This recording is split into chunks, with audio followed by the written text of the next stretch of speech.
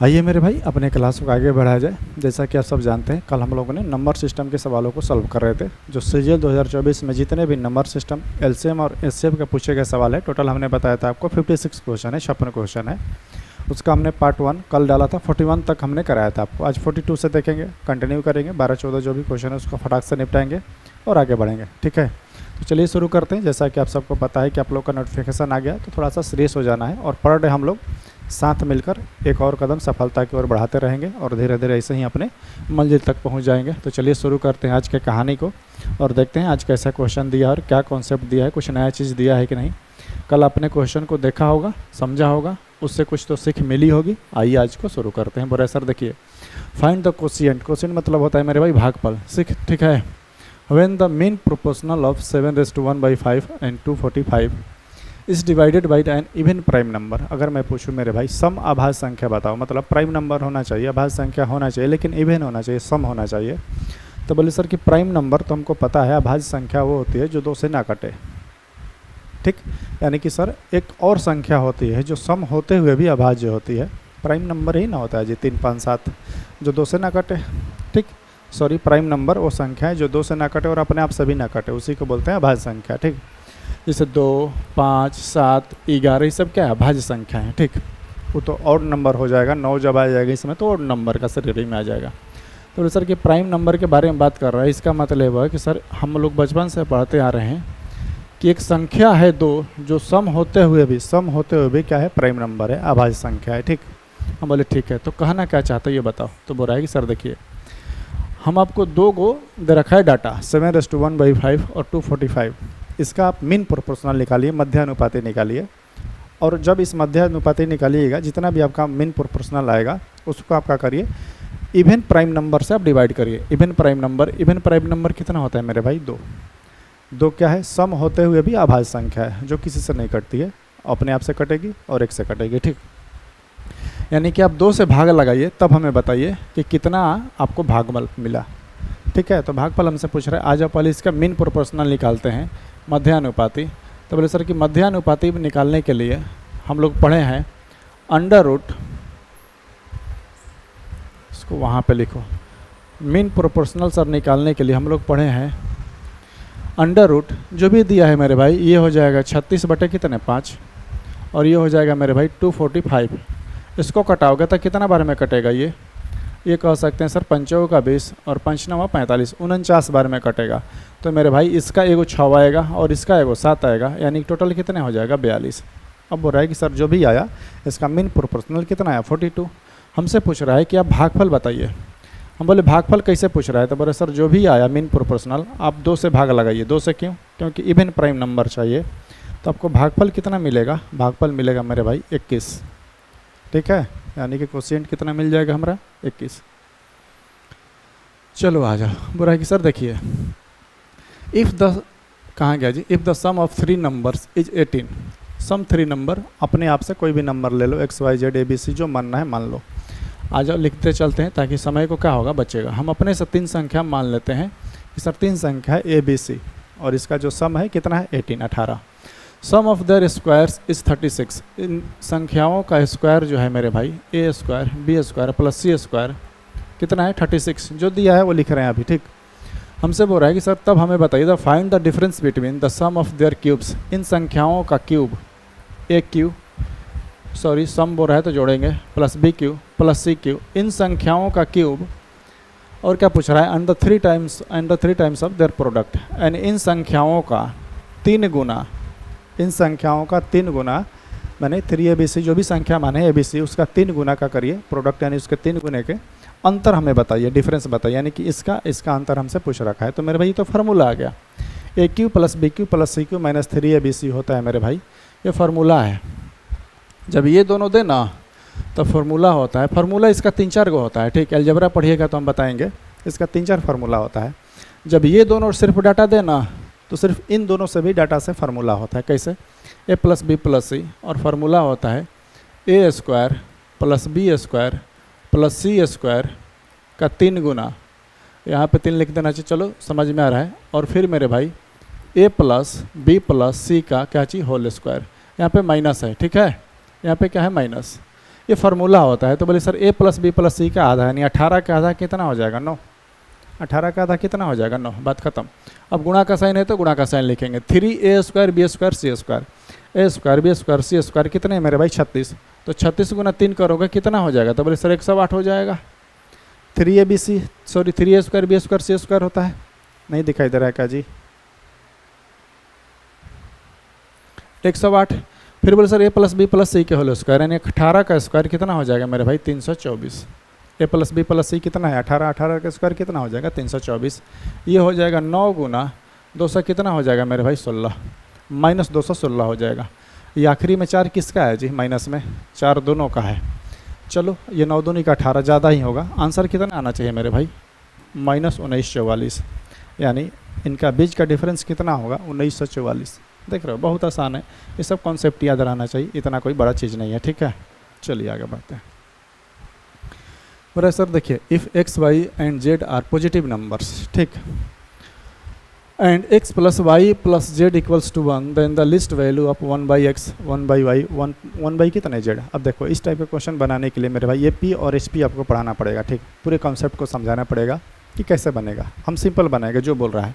अगर मैं बोलूँ कि 1 रुपया है, 1 रुपया है तो 3 आदमी में बांटो, 3 गो लोग में 1 रुपया बांटो। तो बोले सर कि 1 रुपया है 3 आदमी में बांटाना है, यानी कि x का हिस्सा होगा 1/3, y का हिस्सा होगा उसका 1/3, 3 का एक ही हिस्सा ना मिलेगा जी। और z का भी सर जो हिस्सा होगा कितना होगा, तो यहाँ पे z भी लिख दे रहे हैं, मान लो ये इधर का उधर चल गया। तो बोले सर कि x का जो हिस्सा होगा x और y और z को, इसको भी 1/3 दीजिए, सब रफ में काम करना है समझाने के लिए, ठीक। इसको भी 1/3 दीजिए और इसको भी कितना दीजिए 1/3, 1/3 1/3 1/3 जोड़ोगे तो कितना हो जाएगा, फिर से 1 हो जाएगा। यानी कि सर 1 रुपया बांटना है 3 आदमी में, तो 1 आदमी को 1/3 रुपया मिलेगा, बात खत्म। अब ये बन गया। बोले सर ये बनाना था ना, तो मेरे भाई ये तो माइंड में से ही कैलकुलेशन हो जाएगा। 3 का 9, इसका एलसीएम कितना हो जाएगा, ऊपर चल जाएगा 3 + 3 + 3 कितना हो जाएगा 9। अब कैसे होगा ध्यान समझो। हमसे बोल रहा है कि सर सबसे मिनिमम वैल्यू बताइए इसका। हम बोले आ जाओ बता रहे हैं। बोले सर 1 और x का मान मेरे भाई, x का मान यहाँ से कितना है 1/3, x का मान कितना है 1/3। ऐसे ही प्लस का प्लस लिखेंगे, y का भी मान कितना है 1/3 और यहाँ पे z और z का भी मान कितना है 1/3। अब इस सब कैल्शियम कितना होगा 3, ऊपर जाएगा फिर, ठीक है। तो कितना हो जाएगा ये 9। तो सबसे इसका लिस्ट वैल्यू जो होगा मेरे भाई, इसका सबसे लिस्ट वैल्यू कितना हो जाए। अब इसको बनाने मत लगना है ना, एपी और जीपी लगा करके पूरा कॉन्सेप्ट नहीं देखने लग रहा है कि सर सही में इसका मिनिमम वैल्यू आ रहा है कि नहीं। फटाक से इसका मान डालिए। ये 3 आपको पता है कि 3 ऊपर चल जाएगा, 3 ऊपर चल जाएगा, 3 3 6 3 का 9, यानी कह सकते हैं इसका सर मिनिमम वैल्यू कितना होगा 9, काम खत्म, ठीक। और ऐसे ही बनाना है एग्जाम में और माइंड में कैलकुलेशन करना है। ये तो हम यहाँ पर सिखा रहे हैं इसलिए बना भी रहे हैं, सारा कैलकुलेशन माइंड में करना है, बहुत सारा कैलकुलेशन, आधा से अधिक चीज़ें माइंड में करिए, तब मेरे भाई प्रीलिम्स और मेंस निकलेगा। एक एक चीज़ बनाइएगा नहीं निकलेगा। यहाँ पे घर पे बनाने के लिए भले बना सकते हैं, प्रैक्टिस के लिए। बोले सर देखिए the mean proportional of 4a² and x, 2 गो संख्या है मेरे भाई, ठीक है। इसका मीन प्रोपोर्शनल हम बोले पहले बाद में बनाएंगे, पहले बताओ इसका मीन प्रोपोर्शनल क्या होगा। तो बोले सर कि मीन प्रोपोर्शनल निकालने के लिए जो भी संख्या है उसको आप गुणा करा दीजिए और उसका रूट निकाल लीजिए, आपको MP निकल जाएगा, यानी कि मध्यानुपात निकल जाएगा। तो बोले सर इन संख्याओं का जो मीन प्रोपोर्शनल है ना मेरे भाई, वो कितना है 1/5 है। डायरेक्ट लिख दे का, चलो यहाँ पे लिख दे रहे हैं 1/5a है। 1 कितना है मेरे भाई 5 है। हम अपने मन से नहीं लिख रहे हैं, बोले सर 2 संख्याओं का मीन प्रोपोर्शनल 1/5a है। तो हमसे बोल रहे हैं ए इज अ पॉजिटिव नंबर, ए क्या है पॉजिटिव नंबर है, यानी माइनस में नहीं है, चलो अच्छी बात है। देन वैल्यू ऑफ x, यानी x का मान हमसे पूछ रखा है, देखते हैं निकाल करके। तो बोले सर इसका मीन प्रोपोर्शनल यदि रूट से ये बाहर निकलेगा मेरे भाई तो ये कितना हो जाएगा। बोले सर ये 2a हो जाएगा और ये कितना हो जाएगा। तो बोले सर 2a और ये x के पे क्या चढ़ जाएगा, रूट चल जाएगा, अंडर रूट हो जाएगा, क्योंकि ये रूट से बाहर नहीं निकलेगा। तो बोले सर 1 कितना हो जाएगा मेरे भाई 5a। ये अंडर रूट x का मान हो जाएगा मेरे भाई 1/10a²। क्यों, क्योंकि ये इधर गुना में है, नीचे आएगा तो भागा में। तो 5 दूनी का 10 और 10a², जब इधर से रूट हटाएंगे तो इधर स्क्वायर हो जाएगा, जब इधर स्क्वायर चढ़ाएंगे तो 1 और 10 का स्क्वायर कितना होता है मेरे भाई 100 और इसका स्क्वायर करेंगे 1/100 के पावर 4, ऑप्शन कौन सा हो जाएगा C, ठीक। तो ये सब कैलकुलेशन थोड़ा बहुत है, आ जाइए कोई बात नहीं।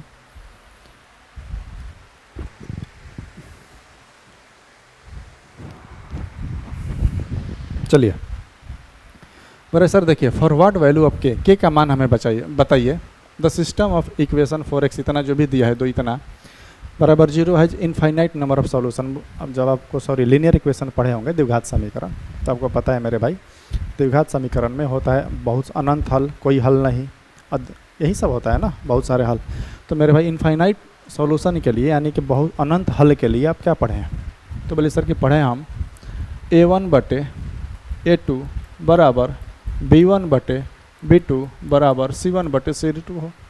इसका मतलब अगर ये a1/a2 बराबर है b1/b2 के और बराबर है c1/c2 के, अगर दो एगो है तो दो एगो अगर बराबर है तो सर इनफाइनाइट हल होता है। ठीक, तो हम जिसे निकालना चाहते हैं फटाक से निकाल लेंगे। इनफाइनाइट हल होने के लिए सर ये a1 कितना है 4 बनेगा एक लाइन में, आ जाओ यहीं पे बना दे रहे हैं। a1 कितना है 4, a2 कितना है मेरे भाई 5। a1/a2 बराबर होना चाहिए b1 के। b1 कितना है मेरे भाई 12 और b2 कितना है? तो बोले सर b2 है के। b2 कितना है के?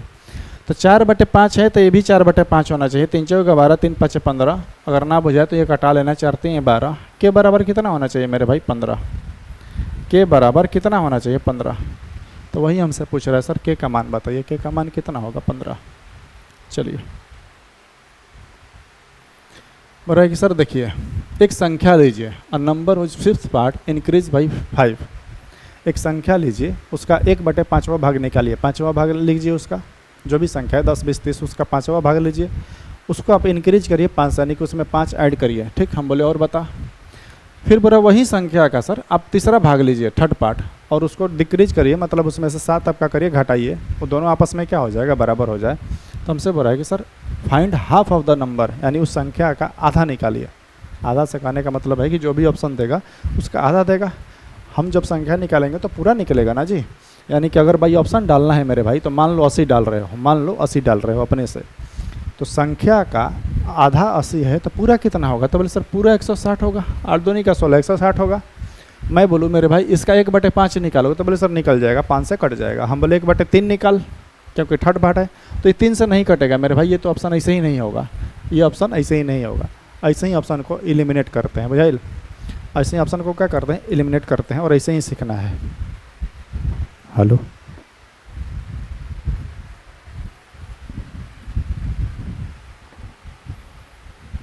चलिए ठीक है, यानी ऑप्शन ए तो ऐसे ही गए हो। अब बी सी और डी बचा, सबसे छोटा को उठाते हैं भाई ऑप्शन, पहले दूसरा मेथड भी बता देंगे, घबराओ मत बना करके। तो बोले सर कि उससे छोटा मेथड से उठाते हैं, यानी कह सकते हैं इसमें छोटा से जैसे उठाना है उठा लो। तो मान लो इसको 45, तो ओरिजिनल जो संख्या होगा कितना होगा 90। ओरिजिनल यानी कि हाफ अगर 45 है तो पूरा संख्या कितना होगा 90। तो बोल रहा है हमसे कि सर इसका 5वां भाग निकालिए, 5वां भाग कितना होगा मेरे भाई 18, 18 5 90 होता है। फिर बोल रहा है सर इसमें 5 जोड़िए, तो 5 जोड़ेंगे तो 8 5 कितना होता है 23, यानी कह सकते हैं सर 23 आया। फिर बोल रहा है कि सर इसका तीसरा भाग निकालिए, तीसरा भाग कितना होता है मेरे भाई 30, और इसमें से 7 आप घटाइए कितना आ जाएगा 23। बोल रहा है सर आपस में क्या होगा बराबर, यानी कि संख्या का हाफ कितना है मेरे भाई 45। बात खत्म, ऐसे ही बनाना है और कैलकुलेशन माइंड में करना है। बोले सर तनी बना के देखें, तो बना लेना मेरे भाई। संख्या का आधा प्लस 5 उसमें जोड़ो, संख्या का तिहाई और 7 उसमें से क्या करो घटा लो, इसको बना लेना। एन का मान आ जाएगा तुम्हारा कितना 90, एन का मान कितना आ जाएगा 90। चलिए बोले sir find the remainder when 9 के पावर कितना 20 + 2 इज डिवाइडेड बाई 4। अगर 4 से इस फंक्शन को अगर डिवाइड किया जाए, रिमाइंडर थ्योरम है और बहुत ही अच्छा, मतलब मेरे अनुसार तो बहुत ही अच्छा ये चैप्टर होता है, कॉन्सेप्ट होता है इसमें समझने लायक। बहुत बड़ा बड़ा क्वेश्चन देता है और अच्छा क्वेश्चन देता है जो कॉन्सेप्चुअल रहता है, दिखने में बड़ा रहता है, बनता है एक लाइन में। तो रिमाइंडर थ्योरम एक बार पढ़िए, बड़ा क्वेश्चन उठाता है इससे। इसमें सिंपल बनाएंगे मेरे भाई, इस फंक्शन को अगर 4 से हमें डिवाइड करना है तो अलग अलग डिवाइड करेंगे। जिससे मैं बोलूँ इसको 9 के पावर 20 है, पहले इसको डिवाइड करो। तो बोले सर कि 4 के पहाड़ा में होता है 8, शेष बचेगा कितना 1, और 1 के पावर 20, 1 के पावर 20 मेरे भाई, तो यहाँ पे थोड़ा सा इसको नीचे कर लेगा। 1 के पावर 20 यानी कि यहाँ पे शेष कितना बचेगा 1, क्योंकि 4 को 9 से डिवाइड किया तो 4 दूनी का 8, कितना बचा 1, 1 के पावर 20 कितना बचा 1, और 4 को एक बार 2 से डिवाइड किए तो बोले सर कि 2 नहीं जाएगा, वहीं शेष बच जाएगा, यानी कि 2 1 कितना हो जाएगा 3, यानी इस पूरे फंक्शन को 4 से डिवाइड करने पर कितना शेष बचेगा 3, बात खत्म। बोले सर देखिए इसको अगर आप 20 से डिवाइड करिएगा, 20 से डिवाइड करिएगा, ध्यान से समझना, इस फंक्शन को हम 20 से डिवाइड करेंगे। तो मेरे भाई रिमाइंडर थ्योरम आप पढ़िएगा, तो रिमाइंडर थ्योरम में आपको बताया जाता है कि दो गो क्या बोलते हैं रिमाइंडर बचता है, एक मेरे भाई प्लस में बचता है और दूसरा रिमाइंडर मेरे भाई माइनस में बचता है। ठीक, दूसरा रिमाइंडर माइनस में बचता है। जैसे कि मैं एक थोड़ा सा उदाहरण समझा दे रहा हूँ। पहला क्वेश्चन है, समझ लो, मान लो कि किसी संख्या को इसी में समझा दे रहे हैं, 19 के पावर कितना है 200, डिवाइड किससे करना है 20 से। तो बोलिएगा कि सर 20 से अगर डिवाइड करेंगे तो ये तो कटेगा है नहीं, ये तो कटेगा है नहीं, तो पूरा का पूरा 19 का 19 आपका शेष बच जाएगा, रिमाइंडर बच जाएगा। तो पूरा का पूरा शेष बचेगा, तो फिर सर इसको बनाने से फ़ायदा क्या होगा, पूरा का पूरा शेष बच जाएगा। 19 का पावर फिर 200 है, तो फिर 19 गुना 19 गुना 19 200 बार करिए, तब ना रिमाइंडर भी कटा के देखेंगे। मेरे भाई एक और रिमाइंडर होता है, इसका 19 होगा और एक रिमाइंडर होगा -1। एक रिमाइंडर क्या होता है -1, 20 से कितना कम है, एक कम है, यानी कि एक रिमाइंडर -1 भी होगा। ठीक, दो को रिमाइंडर होता है, एक पॉजिटिव में एक नेगेटिव में होता है। ठीक है, तो कह सकते हैं सर एक रिमाइंडर -1 होगा और -1 के पावर मेरे भाई इसको अगर भाग लगाएंगे तो एक रिमाइंडर बचेगा -1, एक रिमाइंडर बचेगा 19, दूसरा रिमाइंडर माइनस में कितना कह सकते हैं -1। पूरा जब रिमाइंडर थ्योरम पढ़ाएंगे तो बहुत अच्छे से कॉन्सेप्ट को समझ आएंगे। और -1 के पावर मेरे भाई सम संख्या है 200 बार, एक गुना एक 2 बार करोगे तो क्या हो जाएगा, एक पॉजिटिव, माइनस वाला क्या हो जाता है पॉजिटिव, यानी इसका रिमाइंडर कितना होगा, इसका शेष कितना होगा, एक। इसलिए क्वेश्चन दे रखा है, देखो कितना अच्छा क्वेश्चन दे रखा है, सेम उसी का निगेटिव वाला यूज करना हो। पर सर देखिए एक फंक्शन दे रखा है इतना 77 के पावर 77 और प्लस कितने मेरे भाई 77, इसको आप 78 से डिवाइड करिए। तो मेरे भाई यहाँ पे 78 से डिवाइड करेंगे तो एक तो रिमाइंडर 77 ही बचेगा क्योंकि कटेगा नहीं, दूसरा रिमाइंडर एक और बचेगा -1, एक दूसरा रिमाइंडर और बचेगा, क्या बचेगा -1, क्या बचेगा मेरे भाई। तो यहाँ पे कह सकते हैं सर -1 बचा और -1 के पावर कितना हो जाएगा 77। यहाँ पे सर रिमाइंडर कितना बचा, तो बोले सर कि यहाँ पे भी रिमाइंडर आप कब से चिल्ला रहे हैं, तो यहाँ पे भी -1 लिखिए, 77 है तो एक तो 77 लिख सकते हैं, 77 भी लिखोगे तो कितना हो जाएगा 76, घटाना नहीं पड़ेगा। जैसे देखो मान लो ये -1 के पावर 77 है और इसको हम ऐसे ही छोड़ दिए, 77 को हम 77 छोड़ दिए, कितना शेष बचा, तो -1 के पावर 77 करोगे तो -1 और +77 मेरे भाई रिमाइंडर कितना हो जाएगा 76, रिमाइंडर कितना हो जाएगा 76, कि शेष कितना बचेगा मेरे भाई 76। अब कोई यहाँ पे मन में सवाल आएगा कि सर 77 के पावर 77 था तो यहाँ पे रिमाइंडर -1 लिखे है, 77 को काहे छोड़ दिए, -1 के पावर, थोड़ा सा इधर देख लो, मन में सवाल है उसको पूरा कर लेना है। तो यहाँ पे भी सर -1 लिखिए, प्लस है और कितना लिखिए -1 लिखिए, क्योंकि आप कब से चिल्ला रहे हैं कि दो गो रिमाइंडर बचेगा, एक तो पॉजिटिव में 77 होगा और नेगेटिव में -1 होगा। देखो आप समझो यहाँ से, तो हम डिवाइड किए इसको मेरे भाई, तो एक -1 के पावर 77 -1 हो जाएगा, ये भी -1 हो जाएगा, -1 कितना हो जाएगा -2।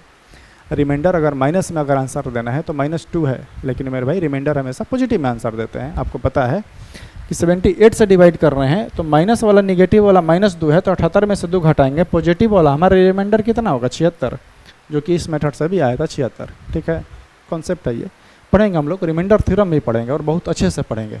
एक बार पढ़ने के बाद दिक्कत ही नहीं होगा, कैसा भी क्वेश्चन सेकंड में बना दोगे। बोरे सर देखिए एक फंक्शन दे रखा है इतना इतना इतना, इस divided by m-2, then the remainder कितना बचेगा यदि इसको m-2 से डिवाइड करें।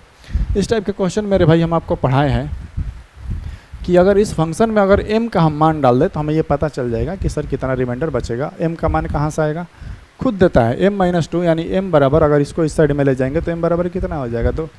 m का मान बस क्या कर देना, इसमें 2 डाल देना, तो 2 के पावर 5 कितना हो जाएगा मेरे भाई 32, ये कितना हो जाएगा 16 5 80 और माइनस ये कितना हो जाएगा 6 और प्लस कितना हो जाएगा 7, ये कितना हो जाएगा 8 3 11 112 और 100 कितना हो जाएगा मेरे भाई 13। बात खत्म है ना।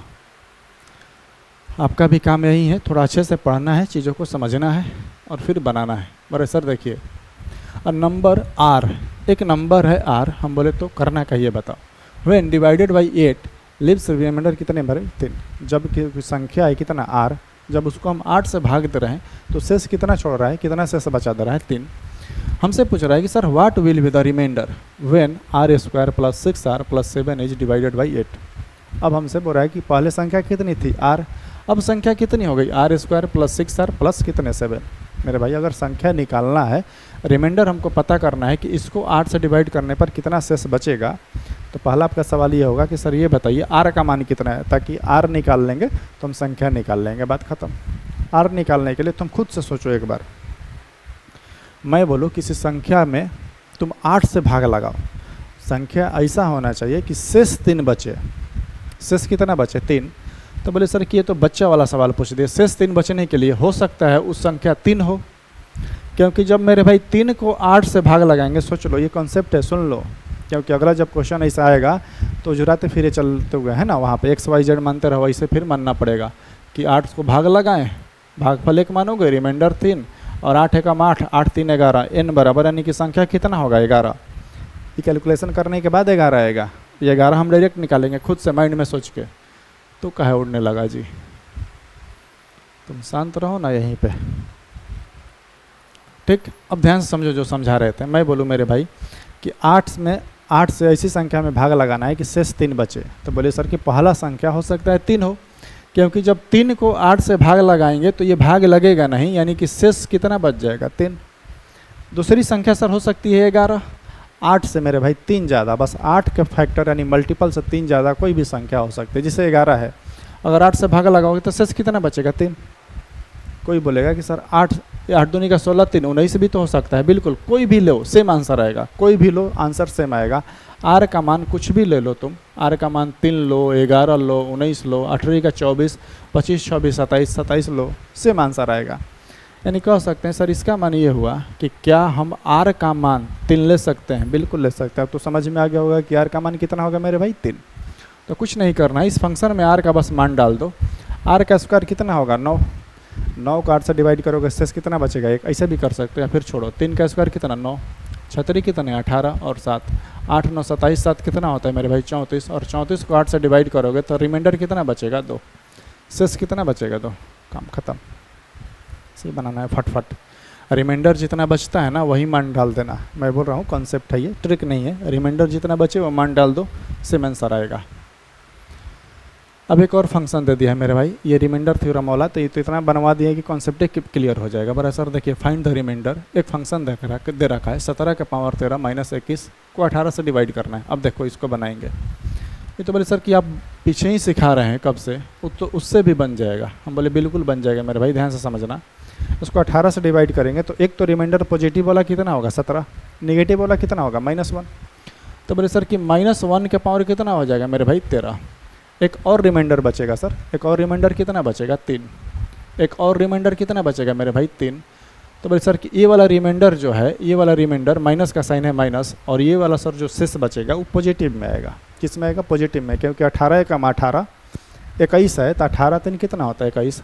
तो बोले सर 1 के पावर 13 करेंगे, विषम है तो -1 होगा, और -1 ठीक है, -1 और ये कितना हो जाएगा? और -3 बराबर कितना हो जाएगा मेरे भाई? -4। अब ध्यान से समझना, यहाँ पे कभी जो रिमाइंडर हम आंसर देते हैं हमेशा किस में देते हैं? पॉजिटिव में। आंसर रिमाइंडर 2 होता है, एक पॉजिटिव और नेगेटिव, लेकिन आंसर किस में देना है? पॉजिटिव में। तो बोले सर कि -4 आया रिमाइंडर, तो पॉजिटिव वाला रिमाइंडर कितना होगा मेरे भाई? 14। 18 में से -4 कर लो, जितना माइनस आता है उतना माइनस कर लेते हैं, यानी कि 18 में से 4 घटा, यानी कि पॉजिटिव वाला रिमाइंडर कितना बचेगा? 14। इस पूरे फंक्शन को 18 से डिवाइड करेंगे तो शेष कितना बचेगा? 14। चलिए और है अभी।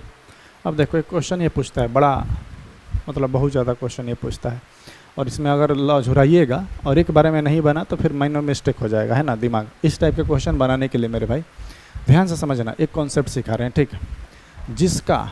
जिसका ये वाला बीच का डिफरेंस है ना, छोड़ो यहाँ पे ट्रिक समझाएंगे तो एक बड़ा लंबा लाइन लग जाएगा, ऐसे माइंड में ही कर लो सिंपल। ये मेरे भाई कितना होगा? 0.4। 7 चौक कितना होता है? 28.4 हो जाएगा। ये कितना होगा? 0.5 होगा। 5 7 35, उसमें 70 करोगे, सॉरी 70 करोगे तो ये पॉइंट कितना हो जाएगा? 1।